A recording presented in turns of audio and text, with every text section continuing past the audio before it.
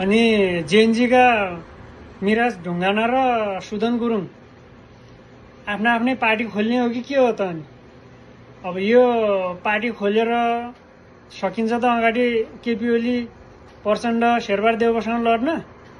अब तपाईहरुलाई अहिले पछाडिबाट चुनाव लड्नुपर्छ अनि यो पार्टी खोल्नुपर्छ भनेर जसले उचालिरहेछ नि, पार्टी खोलेको 2 दिनमा तपाईहरु खुट्टा तान्ने मान्छे तिनी हुन्छन्। अनि चुनाव हारिसकेपछि तपाईहरुको छाला चिर्ने भनेको केपी ओलीले हो। मेन नुनचुक छर्केर त्यतिखेर कसरी बनाउँछ त्यतिखेर थाहा होला।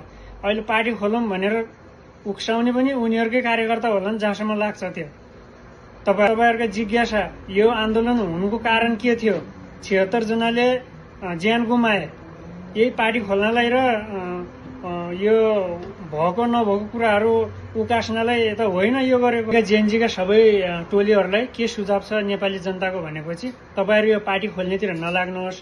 सबै एक ठाउँमा भएर, सबै एक ठाउँमा उभिएर आफ्नो माग पूरा गर्ने र राम्रो मान्छेलाई अगाडि सार्नको लागि साथ सपोर्ट गर्नुहोस्। एक ठाउँमा नउभिएर पार्टी खोल्नतिर लाग्नुभयो भनेपछि भोलि चुनाव निर्वाचन भइसकेपछि पुरानो पार्टी आयो भनेपछि नुनचुक छर्केर कसरी छाला चिर्छन् त्यही बेला थाहा हुन्छ। यिनीहरुलाई आउन नदिनलाई त हो यो आन्दोलन गरेको। त्यतातिर ध्यान गरौँ न। हामीले यो पार्टी खोल्नलाई अहिले हतार नगरौँ।